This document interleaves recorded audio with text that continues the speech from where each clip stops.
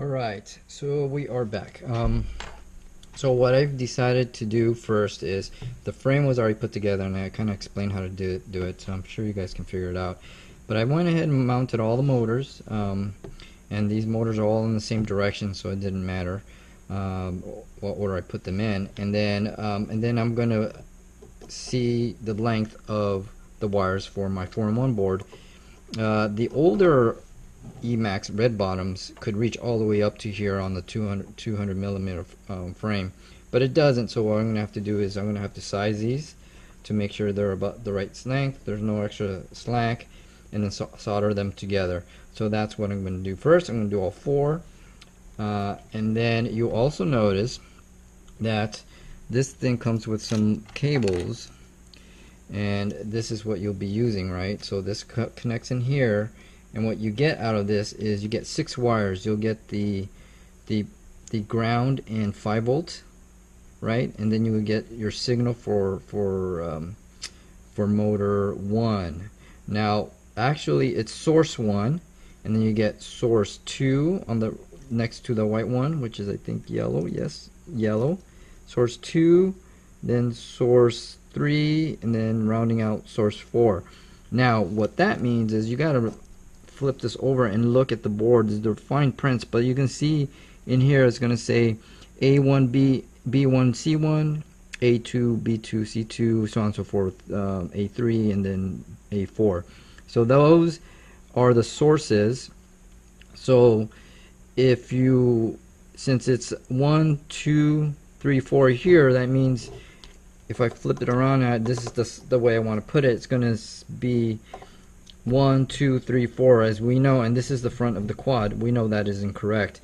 It should be 1 2 3 4. So you got to be careful with the sources. So that means that since this is motor 2 but it's source 1, you make sure the white wire is source 1 because it's the first one next to the power. So this white one goes to motor 2. The yellow will go to motor 1, because 1 2 source 2 motor 1, 1 2 I'm sorry, let's take that back. So yep, so motor 1 is yellow, white is motor 2, and then we want 3, and 3 is source 4. Source 4 will be the last one, and we want motor 4 to be source 3, because under here is 3, label 3, so that would be this guy right here. Okay, so I'm gonna go ahead and just go ahead and put these wires together, and I'll be right back. I forgot, before I go ahead and wire these together, what I like to do is use this silicone conformal coating. Basically it's kind of like a nail brush, where you brush this stuff onto the whole part of the board. And I'm going to do that, and what this does is a couple things. The main reason is to make this waterproof, so that way if you're in wet grass or there's light rain and you just happen to be flying, you don't short anything. This will protect that against it. It also helps protect some vibration and other stuff that I kind of don't believe, but it definitely helps for waterproofing it. I'm going to also put it on my flight controller, so I'm going to do that now. And the way you do it's pretty easy. You can get this at Amazon. It's about 11 bucks. This will last you forever. I don't think one bottle will last you for a lifetime. So I just go ahead, and it's pretty easy. All you have to do is just brush it on. That's it. Just brush it on the whole board on both sides. Since I'm not going to solder anything on this board, it's fine to do right away, and it takes about, I'd say, 15-20 minutes to dry off. It doesn't take all night, and then you can continue on. So just make sure you cover everything. If you are gonna solder stuff, what I recommend is make sure you do all the soldering done, and then coat after the fact. That's my recommendation. So apologize for the lighting here. The lighting here sucks, but make sure everything is covered nice and neat. Yeah, and this works pretty well.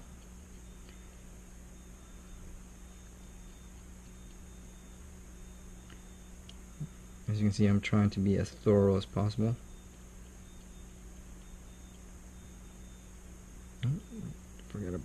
these capacitors. Get the back of the connector here, and that's it. So just let it dry 15. I'm going to do the other side. Let it dry for 15 to 20 minutes, and then we can continue on.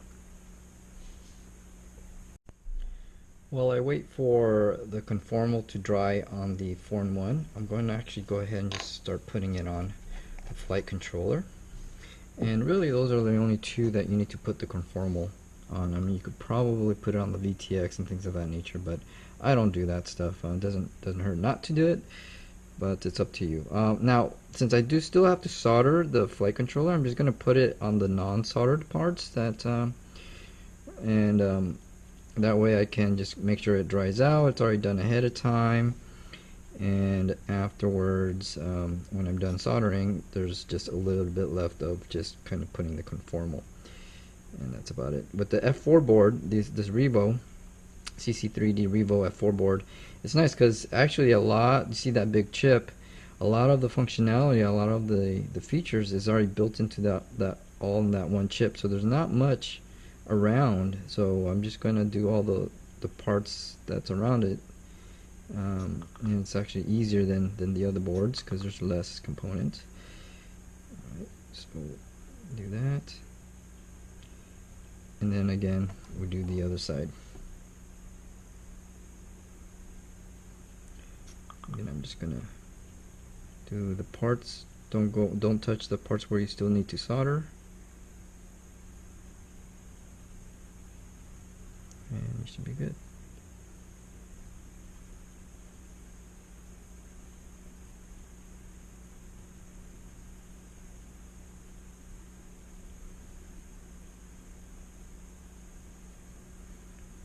Almost done. Get this part. One coat's really all you need. One nice thick coat. It's really all you need. And that's it. I'm done. Okay, so I have the wires cut to size. So what next thing I'm going to do is I'm going to go ahead and tint both sides. I'm going to tint the cut side and the side of the motors that I did not cut. I just left it alone. But I'm going to tint them anyway, so that way I can get better soldering together. Don't forget to put the little shrink tubes in before you start soldering them together. Otherwise you're going to have to undo that. Okay. Okay, so here we are. Everything's all soldered up. We used a black shrink tube here because I ran out of the red, but that's okay. So next step, what I'm going to do is I'm going to go ahead, as I showed you, is start wiring up my motor signals and the 5-volt. So luckily the Littlebee has 5-volt regulator, so outputs 5 volts, so I can power up my flight controller. I'm going to put where am I? I'm going to put, here are my motor signals right here. Here's S-bus, the top row is S-bus. So I'm going to do ground, 5 volts, and then signal for the S-bus. I'm going to use motor 1 to plug in my 5 volts and ground from the Littlebee. And then, as I mentioned earlier, the source and the motor numbers don't line up, so you gotta do that. So I will make sure that I get that correctly as well. So that might not be the same for whatever flight controller you use, so you don't have to worry about it too much. But I'm going to solder that in. I'm also going to go and put in my S-bus, as I said. So I am going to depin my receiver. So I've already taken out the package, and I am going to remove the pins, and I'm going to directly solder straight into it, so the S-bus will go straight into the pins. And also I'm going to use one of the extra channels here to do my my PWM signal to the VTX, the video transmitter, so I can change the channels.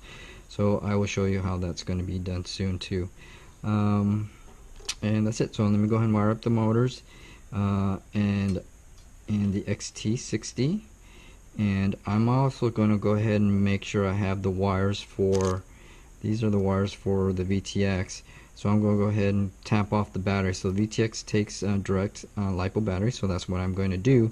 And the LiPo, and then this thing does have a 5-volt to the camera. So I'm going to go directly LiPo to the VTX, and then from the VTX to the camera to power that guy in. So I will do all of that. Okay, so what I've done so far now, I've put my XT60. That was pretty simple. I've wired up my motors and the power to the flight controller from this connector that connects to the 4-in-1 ESC board.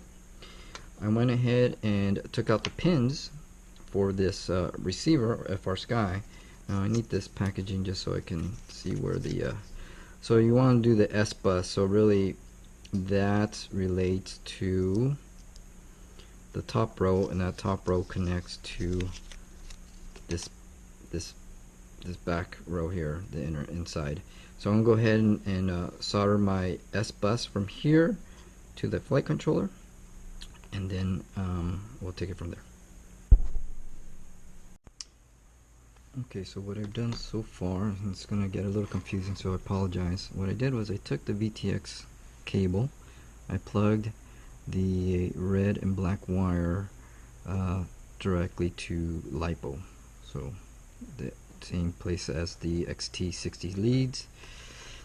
I put the signal wire into the FR Sky receiver, and that is on this first back side, the inside of the whole board hole, and then this one on top of that on the outer side is the actual S bus, and then I routed positive, negative. You could put really any of the positive, negative, any of the slots, it doesn't matter, as long as you got the polarity correctly. And so S bus is going to the first row up here, and you should be able to, it says S bus in here, I know it's hard to see, but that's where the S bus goes if you use this board. And then this PMW is going to the VTX cable, and then this cable splits out to, this goes to the camera. So let's see, anything. Okay, so I'm already pre-planning on the telemetry. So the telemetry for this board is weird. The way to do it, and if you have a different board you can ignore, but you have to, if you're using X4R, and I'll send a link of proper instructions, I got this from somebody else, but there's a pin that you need to solder to a chip here. As you know, there's 3 pins, it's the one right here, and there's going to be one pin on the bottom side, and then you just count, and then you could put that either into, I put it into the TX3. I also have TX6 available, but the TX3, and then I'll later on a different part I'll go ahead and show you how to configure everything in Betaflight and in the FR Sky transmitter, so you can figure out, so you know how to configure it, so you can control your VTX via the transmitter. You can receive telemetry, and all the other basic stuff would work. Alright, so I'm going to go ahead and put this together. What I did was I hot glued. I did put conformal coating on my receiver, and then I put double-sided tape on the back, because I'm going to slide this at the bottom and stick it at the bottom. And I put hot glue here and here to kind of secure it. So I'm going to do that now. It's going to be kind of tricky since this is already in here, but let's see what I can do without screwing anything up.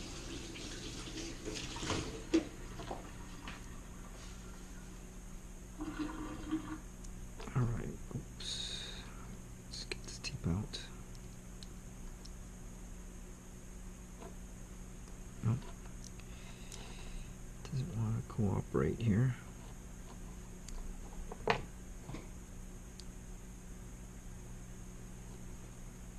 you go. Okay.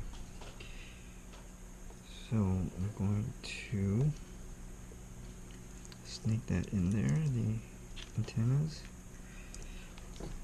Have that going through straight in there, and then kind of stick it down there. Perfect.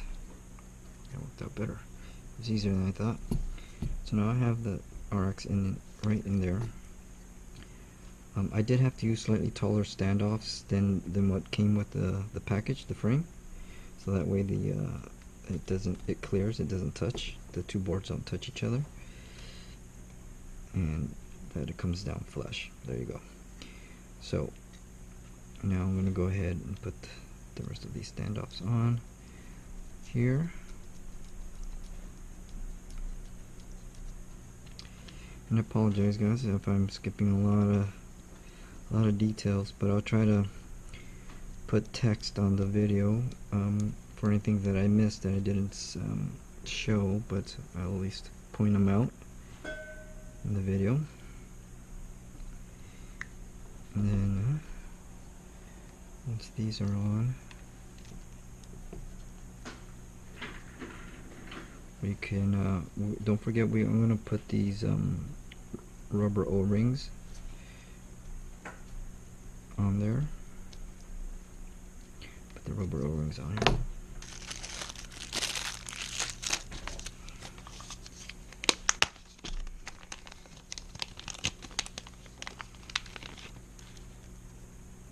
One, two, three, four, and then put this guy in. Alright, here it is, the finished product. A few things I should explain. I did put some black Gorilla Tape to kind of make sure the motor wires are out of the way of the props. I also put these receiver antenna mounts. You can get them at multirotormania.com. I'll have links at the bottom. These are TPA 3D printed, so they're flexible, and they come in different colors, and it comes with the actual the tube here. And then the antenna back here, as you can see, I hot glued it, and this is how I protect the antenna lobes. You have to hot glue a little bit, let it harden up, and then hot glue some more, otherwise it's just not going to hold and stay in place. And I like to hot glue the base as well, because the bottom of the lobes, when they crash, they twist and turn, they can break at the bottom. There's another weak spot, which is right here. So what happens is when you crash, sometimes it yanks the antenna. It will disconnect the SMA connector and the stem. So all you have to do is just kind of cut back a little bit the red coat, and then put it back together and just hot glue it back, or not hot glue, I'm sorry, solder it back on. And I'll show you here how I did it over here. This is my older SCX, and this antenna has been in a lot of crashes, as you can see. It still works. You can see it's had a lot of mileage, a lot of crashes, but I probably saved myself having to replace this 10 times, because I've repaired it 10 times around here. And my lobes, I've never had to worry about my lobes because they're still protected by the hot glue. And that's it. So to wrap up, you can see the VTX. I made sure that the buttons were visible for the VTX here. So that way if you need to change bands or something like that, you can. And then I did put the SMA extender, as you can see right here. It just sticks out a little bit and wraps back, and then so you need to use the 90-degree or the right angle at the other end, so that way it can go through the back panel back here.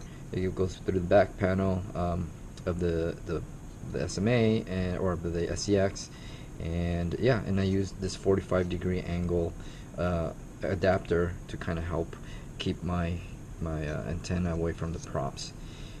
I think that's it. So good luck guys. If you have any questions, post at the bottom. I'll try to answer as much as I can. Hopefully it was detailed enough where it can get you going.